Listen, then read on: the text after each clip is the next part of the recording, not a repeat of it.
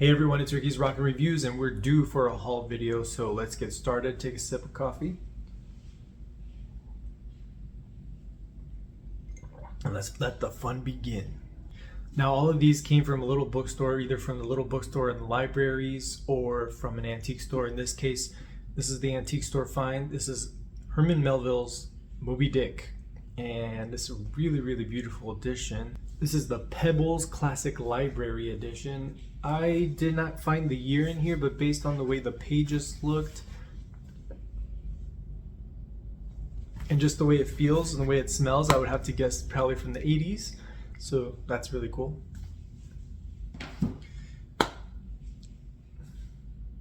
And then the next one is a little library that was kind of hidden away, and I was so excited that I found it, and I also became a member there, so I have like 4 library cards now. But anyways, I'm gonna start with the first thing that I found. It was super cheap and super cool.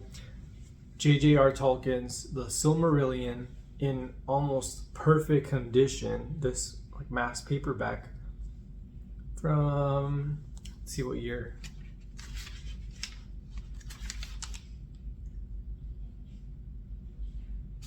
From either 1977 or 1979. And I know this is like heavy world building stuff, which I haven't even scratched the surface with the Lord of the Rings. I'm still trying to get the Hobbit so that I can get started, but I just want a nice copy of that. But I was so excited to find this. 50 cents. 50 cents for this. Oh, it's gorgeous. The spine is perfect too. And all the paperbacks were 50 cents each, which is really cool. So I got Dean Koontz, The Mask. Don't know much about it, but it looks really cool. There's the old Dean Koontz there. This is not the familiar hairstyle that we're used to seeing of him when we see him online and in most books. See more a little bowl cut like that. This is Dragon's Teeth. This one is Dragon Tears. I said for 50 cents, what the heck, why not? So now these are gonna run up my Dean Koontz collection to 3. So now I have 3, I have Intensity and these 2 now. Also found Washington's Farewell by John Avalon. John Avalon.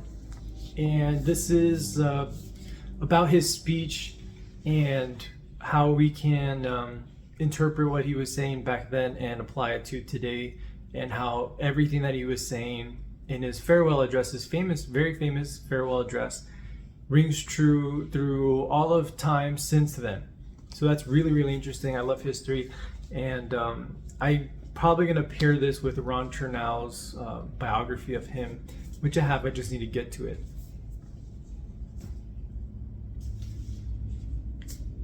Lincoln in the Bardo by George Saunders. Now, this, I didn't know anything about it until I saw it there. It has deckled edges, which is so cool. This book takes place over one night in a Georgetown cemetery where Lincoln is burying his son, who has sadly passed away 1 year into the Civil War. And it's supposed to be, this is supposed to be a really high quality read. This is George Saunders.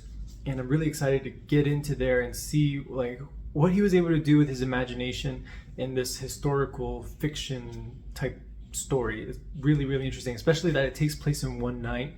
I love those type of enclosed stories that take place over one day or in just one location. Next book I got was The Testament by John Grisham. Now this was a bit of unfinished business because I remember, I think it was high school or maybe even middle school, I just finished doing some standardized testing and they just had a couple books lying around, so I picked this one up. It was a paperback. This was only like $1, and I remember reading it, or like a couple chapters, and it seemed very interesting, and I never finished it, so I want to finish it. I'll definitely have to start over. I'm not one to pick up like these authors that have huge catalogs like James Patterson or even John Grisham, but I do realize that they have some like classics, and there's some gems in there. For example, like James Patterson doesn't write his books anymore. I don't care what anyone says.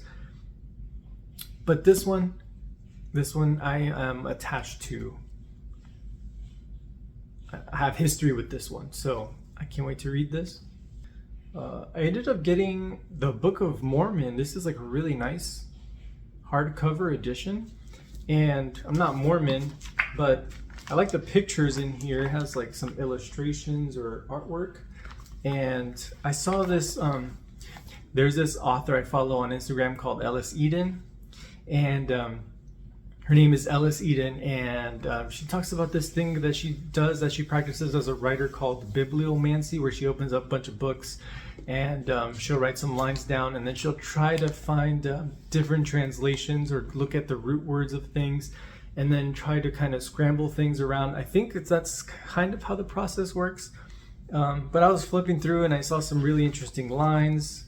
It's just a Mormon Bible, and I felt like that would be fun to do. Maybe use this, something I'm not familiar with at all, and try to use that to help inspire my writing. And so that's it with that library, that hidden gem library. This is now going to be pickups that I had at the library that I usually frequent.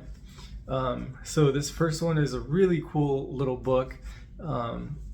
After seeing the title, I knew I had to lead with it. It's called Memories of My Melancholy Whores by Gabriel Garcia Marquez.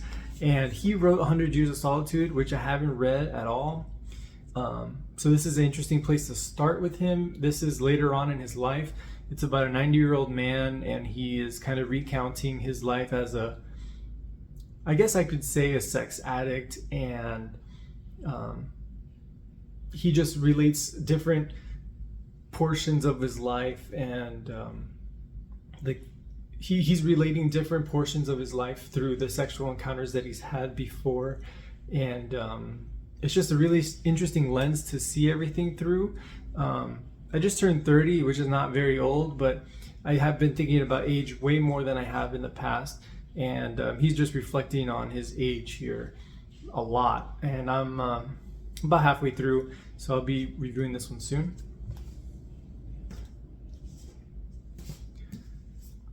So Nude, So Dead by Ed McBain.